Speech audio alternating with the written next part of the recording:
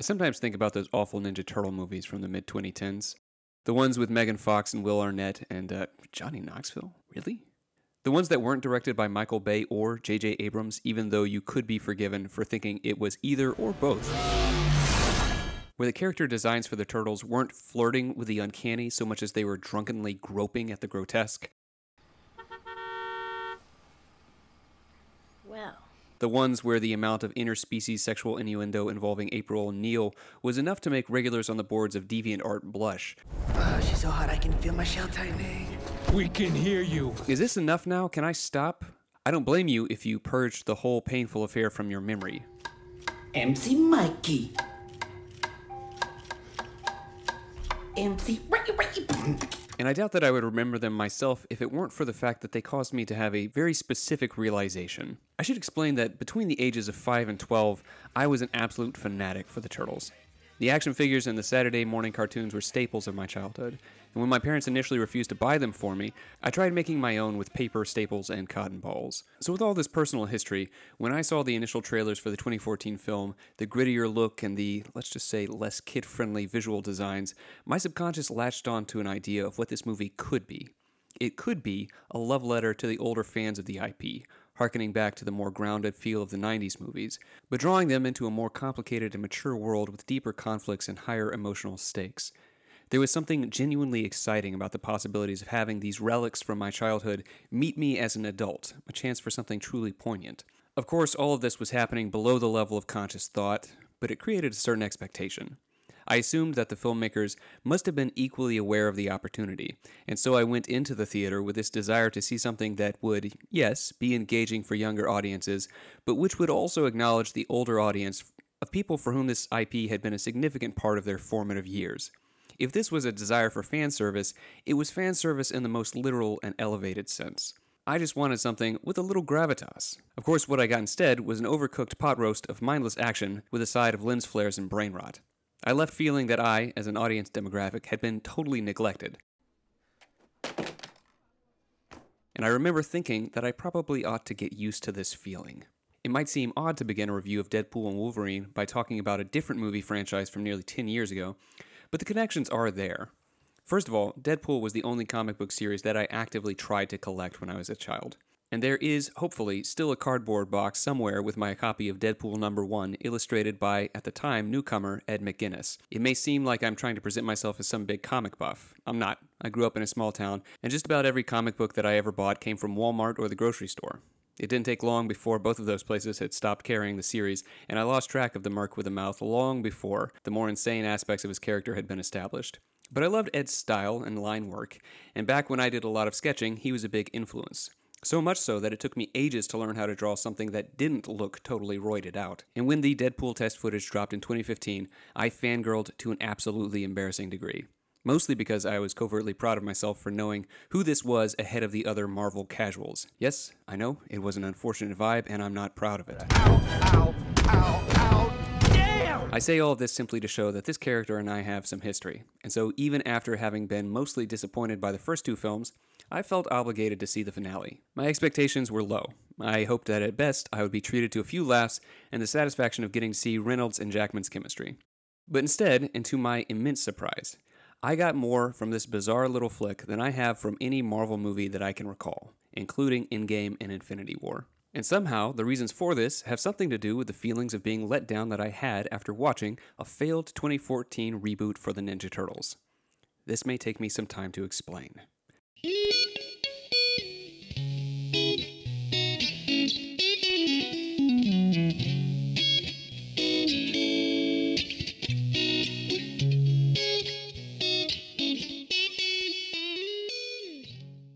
I know that the early consensus about this movie is that it is simply a meaningless good times romp through an amusement park of R-rated goofiness.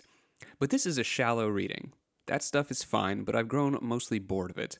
I'm not 17 anymore, and whether or not people want to admit it, the comedic value of gratuitous dick stabbing does eventually exceed its shelf life. Though themes are usually the result of intentional design by a writer, sometimes they leak from a work of art as unintentionally as miscalculated flatulence. Such is the case with Deadpool and Wolverine. A brief aside before we get started. I know that there will be some who will accuse me of reading too much into a movie that's just supposed to be stupid fun. And it's interesting to me that these are generally the same people that will say that you are also at fault if you didn't enjoy a movie because you didn't turn your brain down low enough.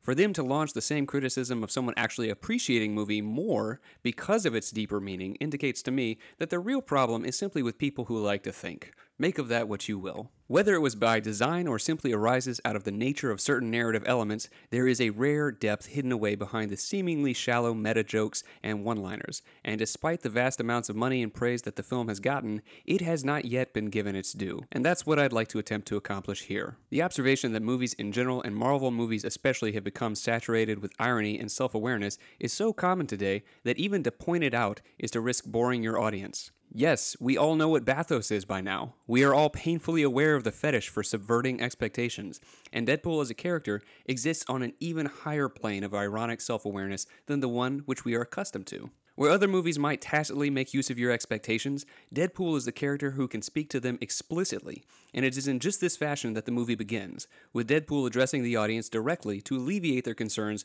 about how this film will respect or disrespect the ending given to Hugh Jackman's Wolverine in Logan. The film answers this concern not just by disrespecting that ending, but defiling its corpse as Deadpool uses Wolverine's adamantium skeleton to massacre a group of time cops while dancing to NSYNC's hit single Bye Bye Bye. All of this informs the audience that they are in for an irreverent romp in which nothing will be held sacred, and the more you resist, the more painful it's going to be. But then something both expected and unexpected occurs. This massacre is interrupted by an extended flashback. This is expected because it's on beat for the character. In fact, the first film began in exactly this way. But what is unexpected is the tone of that flashback. We discover that things have not gone well for Wade since the last film. He's working as a car salesman with Peter, and Vanessa, the love of his life, has left him. She now works a boring corporate job and is dating someone from the office.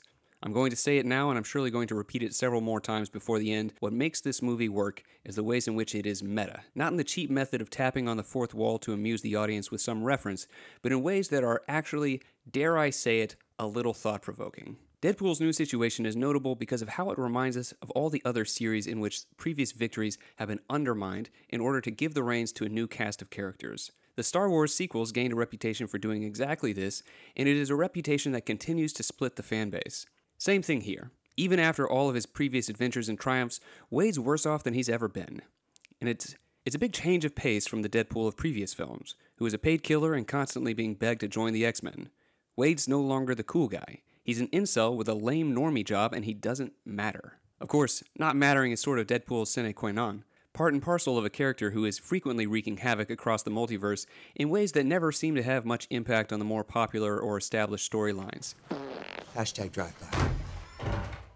He's so inconsequential that he can kill the entire Marvel universe without anyone really caring. The narrative equivalent of a gimmick. And so it's always been tough to sell his status as a hero, especially since his ability to break the fourth wall indicates that he is aware that the real stakes are related to ticket sales and copyright legalities. He's the incarnation of ironic postmodern detachment, and his irreverence, his habitual fourth wall hijinks, his over-the-top banter are all aimed at denying the seriousness of any situation.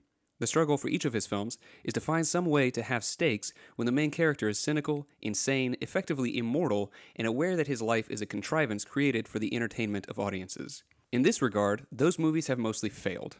The damsel in distress girlfriend angle in the first movie was hacky, and it didn't work, in large part because it didn't ring true to the character.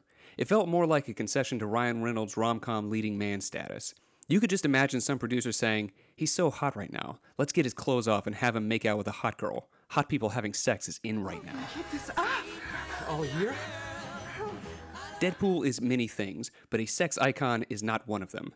And Reynolds' attempts to make him one were as hollow as the weak gestures towards feminism and not objectifying women in a film that included more gratuitous female nudity than most pornos. It's easy to forget, but Pool's entire motivation in the first film is that he wants to get hot again so he can go back to his stripper girlfriend Vanessa.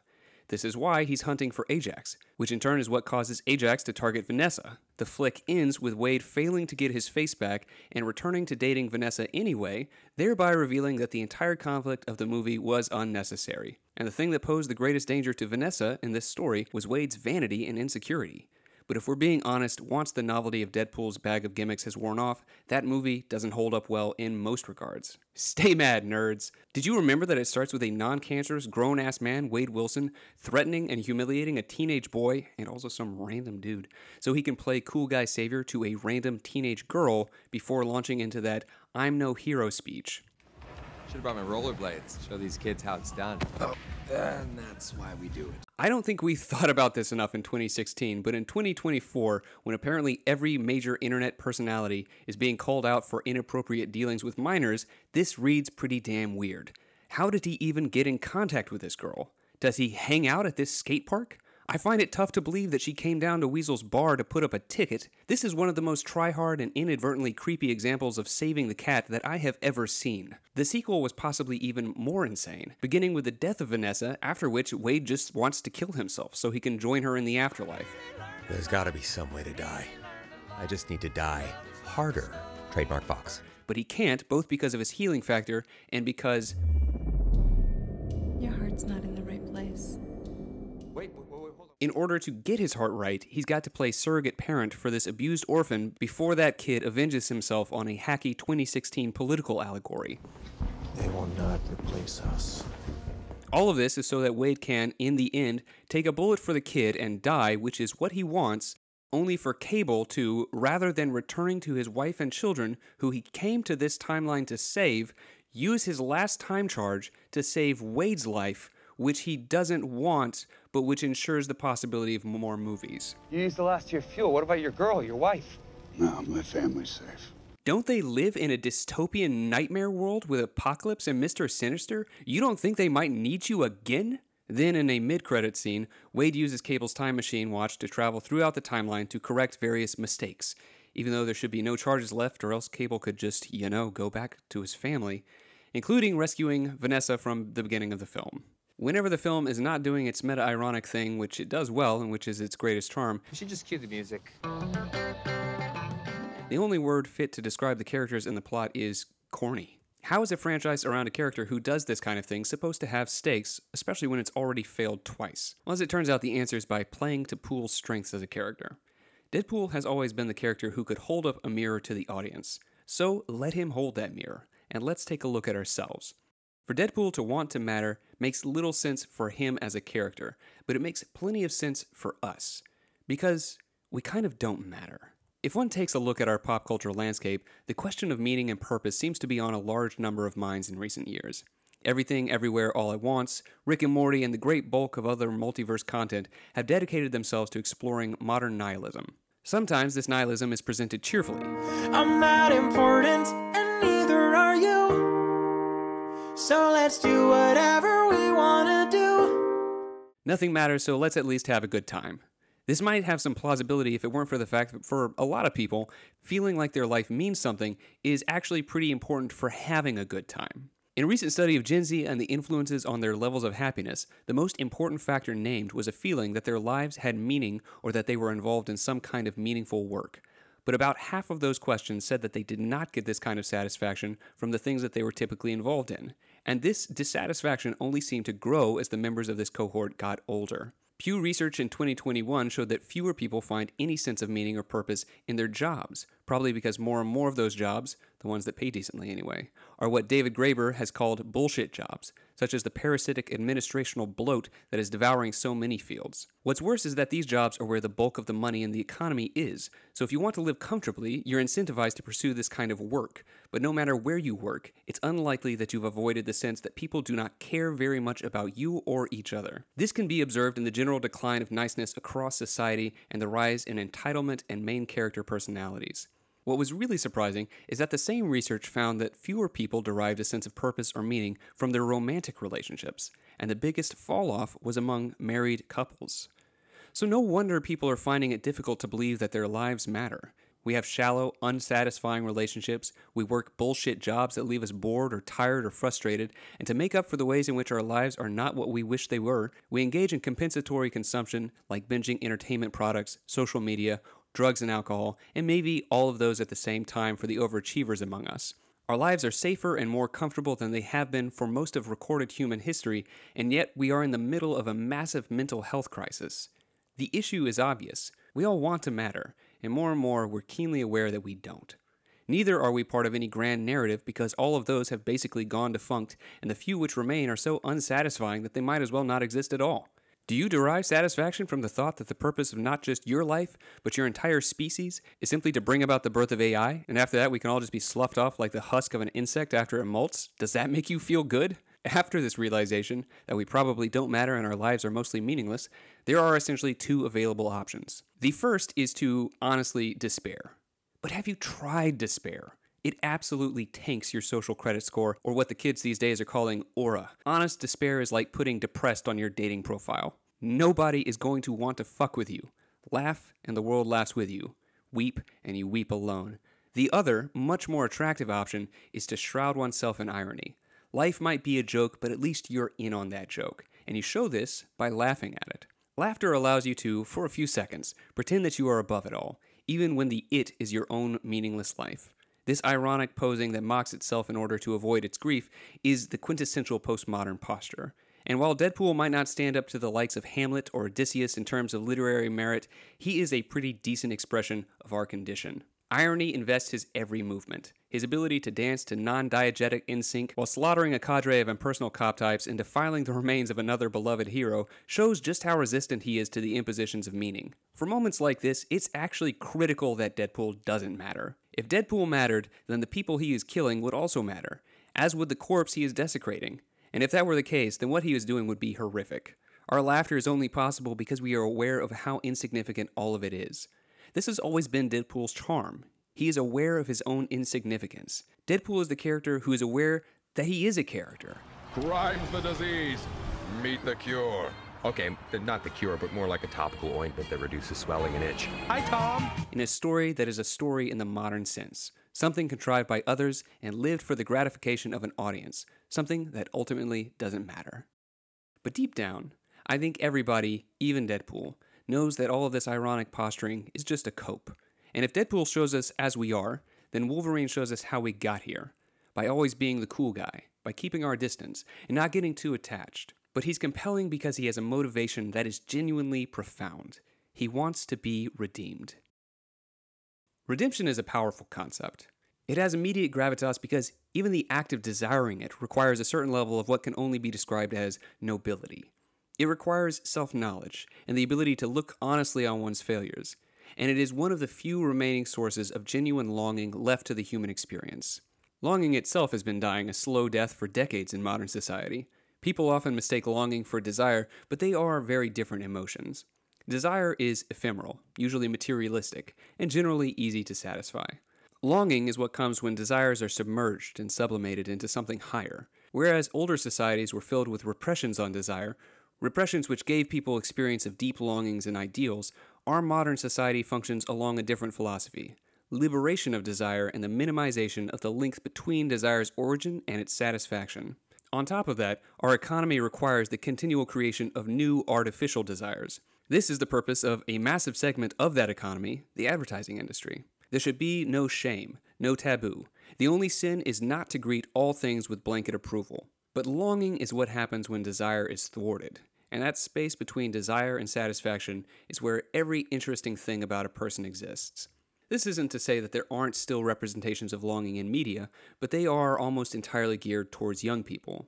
The young in general do not have very refined tastes in anything, except maybe memes, but they do have their own unique experiences of longing, the most typical of which is the longing for the future and for the exploration of the unfamiliar. This is Luke Skywalker, Belle, Simba, and many, many, many more. The young know there are good things in the world, and they sense that these good things are held behind a series of doors, and these thwarted longings are the source of much of the beauty of youth, which has been expressed in numerous works of art and achievements across all of history. The desire for redemption, though, is one of the few genuine longings available for those who have passed outside the boundaries of youth. Except for the charmed and the stupid, experience tends to make us cynical and jaded. One becomes aware of the ways in which the idealism of youth is so often a ploy by those who know more to fool the young into doing stupid things for stupid reasons. After this, the world starts to look tawdry and cheap. The satisfaction of base desires is all there is. Cue the regrets, cue hedonic materialism, cue compensatory consumption, cue the long nights of wondering if it is even possible to get back what has been lost. What does it mean to be redeemed? There are three primary definitions in English: to compensate for something's faults, to regain possession of something for some payment, and finally to fulfill a promise. The core of the concept orbits around the idea of the possibility of fulfilling the unrealized potential of something. The Logan that Deadpool finds is someone who has failed to live up to his potential. He let down people who loved him, and then, in his grief, he allowed his bloodlust to cause even more damage. Now he wanders through the world despised by everyone, wearing the suit that he once rejected as a constant reminder of his failures. But he hides it beneath his regular clothes so that anyone seeing him will not associate him with the X-Men. This is practically ancient history by now, but Logan's original character arc, even back in the year 2000, was always about getting him into the suit. Admittedly, it wasn't that suit, but that was the gist of it. He was bitter, cynical, and didn't want anything to do with Xavier or the X-Men, but by the end, he'd become the cornerstone of the team. That line he gives X-23 at the campfire about not being the guy that she thinks he is. Whoever you think I am, you got the wrong guy. He said almost exactly that same thing to the character played by the same actress in Logan in 2017. I don't know what Charles put in your head, but I am not whatever it is you think I am, okay? And I'm pretty sure that he said the same thing to Rogue or Storm in the first film. What the hell are you doing? I'm sorry. I needed a ride. Thought you might help me. Get out. Where am I supposed to go? I don't know. You don't know or you don't care. Pick one. This has always been his thing. He's always telling us that he's no hero. Excuse me, I'm Eric Lensher. Tell Xavier. Go fuck yourself. And we've heard it so many times that we can barely contain our knowing smiles when he does it. Sure thing, little bud. You just keep saying that. But the Logan that gets picked up by Deadpool is a version of the character that was not able to fulfill this arc. After refusing to put on the suit, after carefully maintaining his distance from Xavier and the team, one night Logan returns to school to find that everyone has been murdered in his absence, and he realizes that he has lost his only chance to be part of something. By the time he meets Wade, the fight has almost all gone out of him. His famous prickly attitude is still faintly discernible, but tinged with a kind of futility. In spite of all their promise, both he and Wade have turned out to be failures, and both of them have something to prove. It works precisely because the stakes are lower. Not lower in the sense of what is to be lost cosmically if they fail, though, once again, the stakes here are ludicrously oversized. Cassandra has gotten her hands on a device that will enable her to wipe out all of existence everywhere, but they aren't aiming at some abstracted idea of the heroic, something which our generation is not very good at understanding. But many people can understand wishing to protect their loved ones or feeling that they could have done more with their lives. As someone who has seen both the rise and fall of the modern superhero movie, it is surreal to watch this film. It feels for once as if I am the target audience, the person who has grown not just bored, but exhausted by it all. The spin-offs, the crossovers, the continual contrivances that are supposed to duct tape this tiresome narrative monstrosity together. The person who, thanks to a massive industry of public commentators on social media, is keenly aware of the commercial, legal, and political considerations involved in each of these stories and why they are told in the ways that they are told. I am equally aware whenever I sit down to watch one of these movies, something which I haven't done for a while, that I am witnessing a product, and a product of a consistently declining quality. None of it matters. These stories don't matter, which is tough news to the people who've spent years crafting personalities around them. But that's just the way we live now.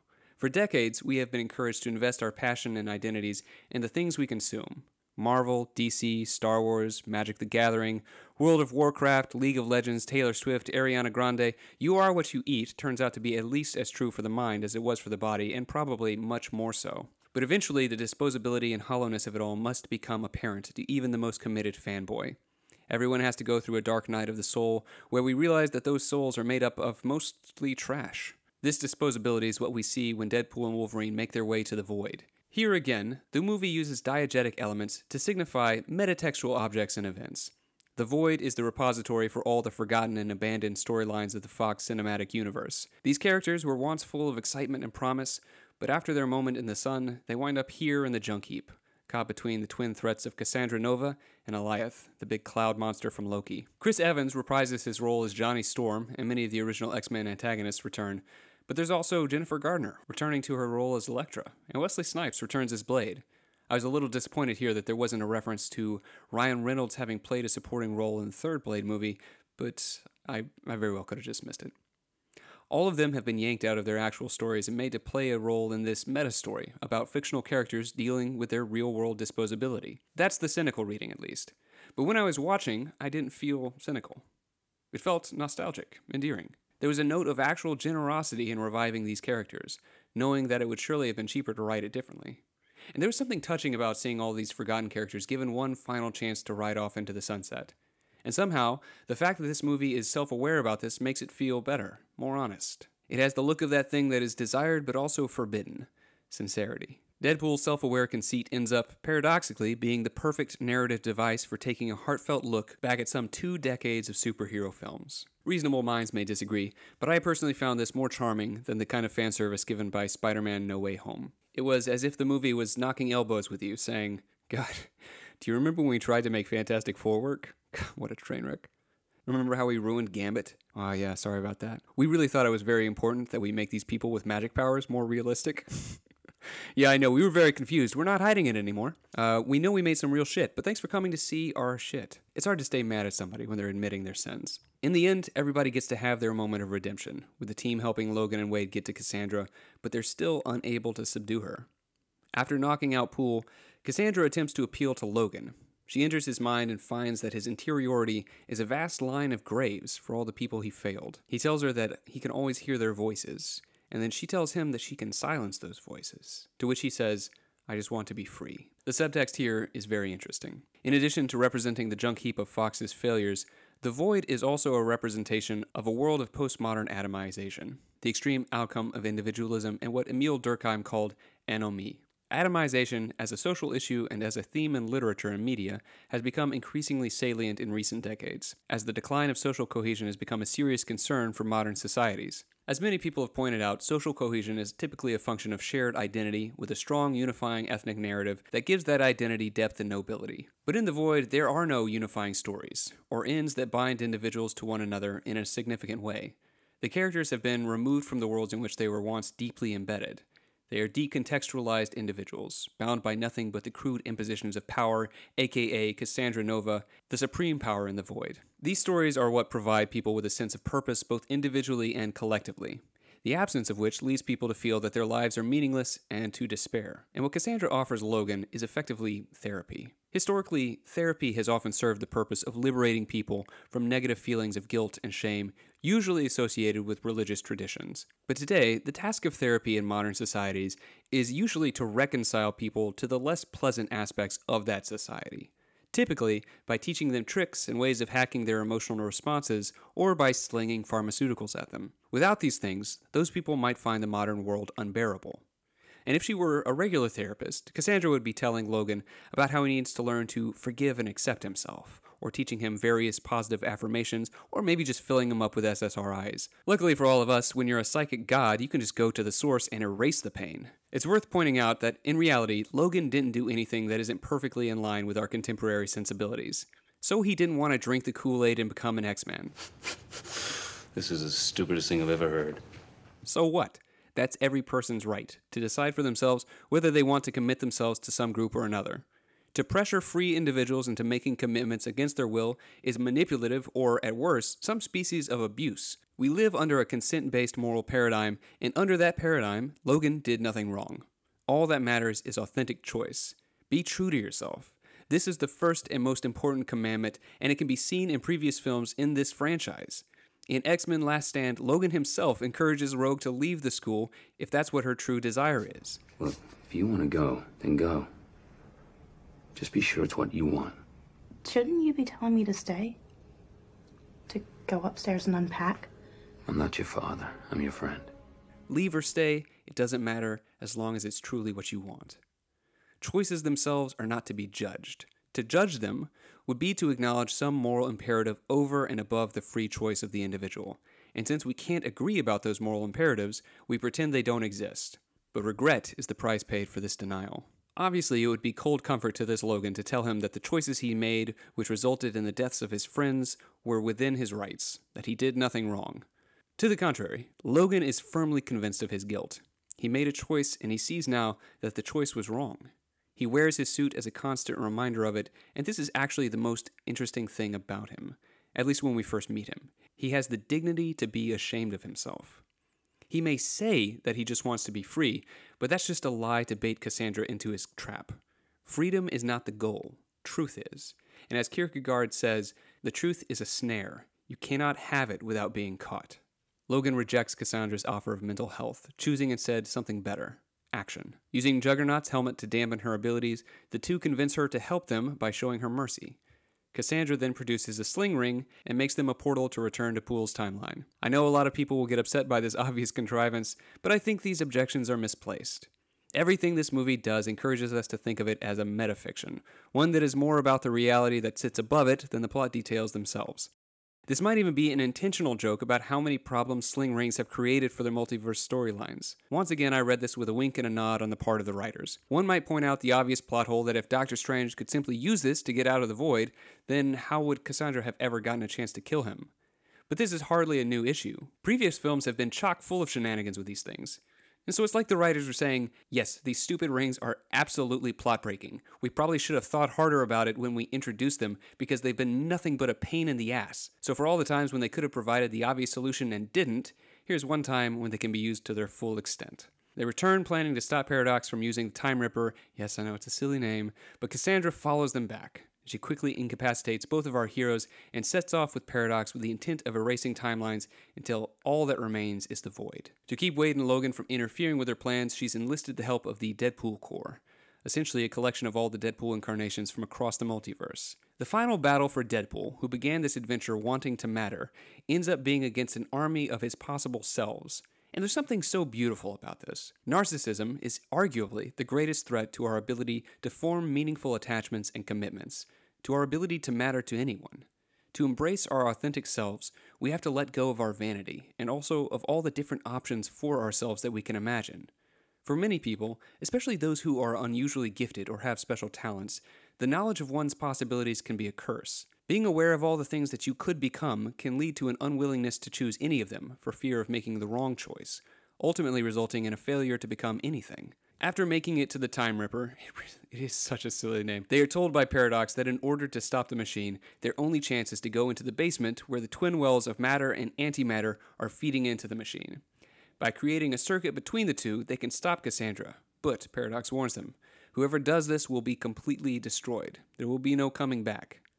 Let me be clear, this is all idiotic, but it is honestly not that much stupider than anything else that has happened in Phase 4, and if this is the silly plot contrivance to put an end to things, then I can forgive a whole lot. Wade and Logan make their way to the basement, where there is a sudden tonal shift. Poole begins to earnestly tell Logan that he needs to be the one to sacrifice himself.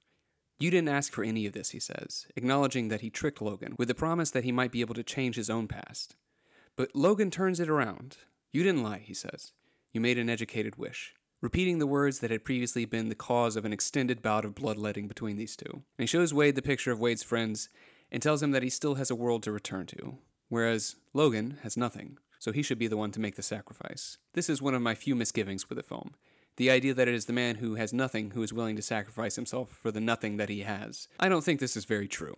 The man who has nothing always has himself. It's only the man who loves something that is willing to give that up. But Poole pulls a fast one, locking Logan outside the room so that he can make the connection himself. Because this is his movie. That's how it's supposed to work.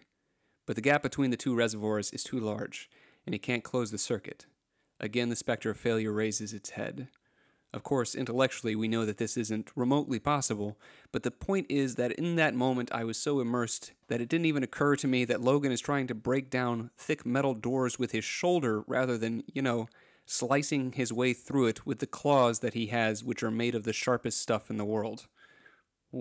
Whatever. At the last moment, Logan breaks down the door and joins hands with Wade, closing the circuit. And at this moment, Madonna's Like a Prayer returns with an entire gospel choir accompaniment. And it is beautiful. Some thoughts on the phenomenon of pop love songs being used as dramatic anthems.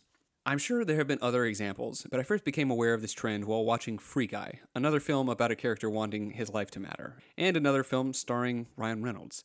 Guy, the protagonist of the film, is a man who discovers that his whole reality is fake, a consumer product sold for entertainment, but it is real to him, and it is also all that he has available to him to give his life meaning. Guy is a symbol of our own condition. He's just a more obvious example of what is also true for us in the ways that have already been discussed. And in the end, as his best friend, whose name is literally Buddy, is about to die, Guy says, "I'm sorry." Sorry. Sorry basically for everything. for messing up Buddy's world, for getting him involved in this mess, for getting him killed. And Buddy does something incredible. He says, "I'm not. This has been the best day of my life." And at this moment, a cover of Mariah Carey's 90s hit Fantasy begins playing. And holy shit, is it a good moment. I don't even like this movie, but for about 30 seconds, it achieved something totally sublime. Whereas Carey's original song had an upbeat summer pop vibe to it, and the lyrics were a not even remotely subtle sexual overture to an imagined listener, this version is slowed down, stripped down, and given greater depth. Rather than the flirtatious enthusiasm of the original, the cover sounds sadder, more disappointed, but still somehow hopeful. It ceases to have anything to do with sex, and instead points to longings more obscure and complex. And it shows that the ghost of true art is still alive somewhere in the bowels of this grotesque monstrosity that is the modern entertainment industry. For all its failings, for all the bullshit, it still occasionally stumbles across one of the power notes of the human condition. In this case, the longing that our lives might mean something, might point to something beyond us. And since we, like Guy, only have these cheap consumer products available to us, we imagine them transfigured in some glorious moment in which they become more than what they are. For Buddy, and for us as the audience, the hope is that one day living in the actual would be enough to make up for a lifetime wasted in hyperreality. In his poem The Wasteland, T.S. Eliot mixes imagery from memories, from art and literature, from scholarship, from religion, and says in the end, "These fragments I have shored against my ruin."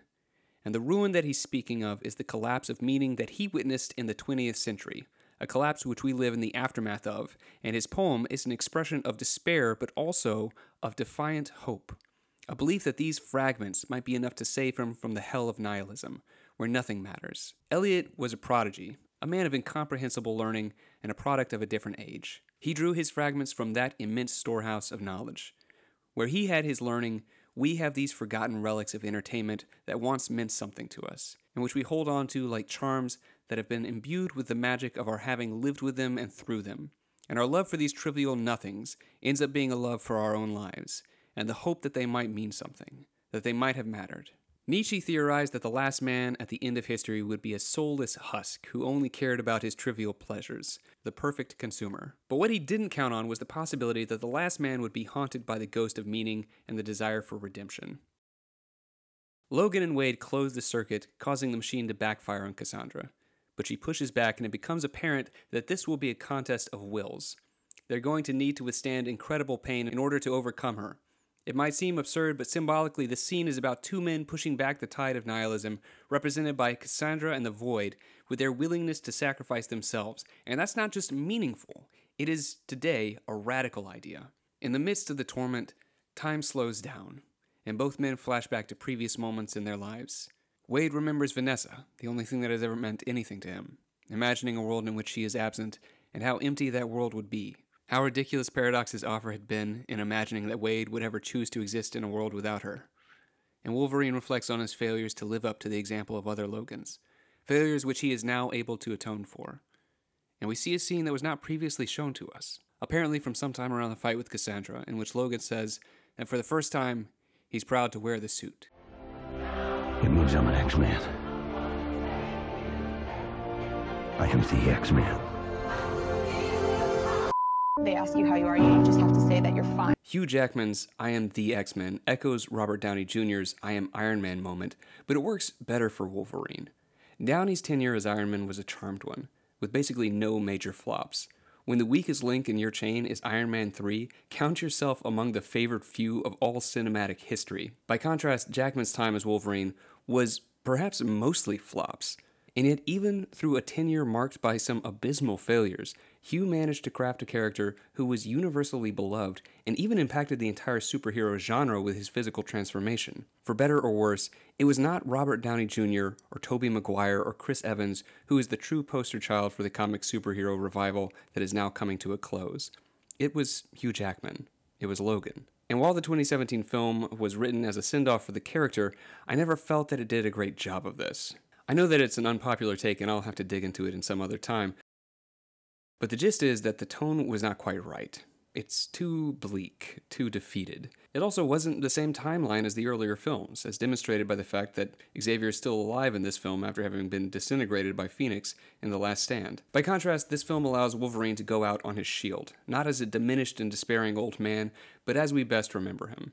And so it means something to see 55-year-old Hugh showing off his physique one last time, whether or not it involved serious amounts of steroid use. It points to the real history that occurred outside of these movies. And so when the two men look at each other one final time and nod, reaffirming their choice, this silly little movie is able to punch way above its weight. But the moment is short-lived. When the smoke clears, it turns out that neither of them are dead, and as satisfying as it is to be reminded of the Goo Goo Dolls' iconic rock ballad Iris, I have to say that it didn't negate my disappointment. As Wade explains, the damage when spread across two bodies is so much more manageable that the two can emerge completely healed and with their suits intact within about 2 minutes.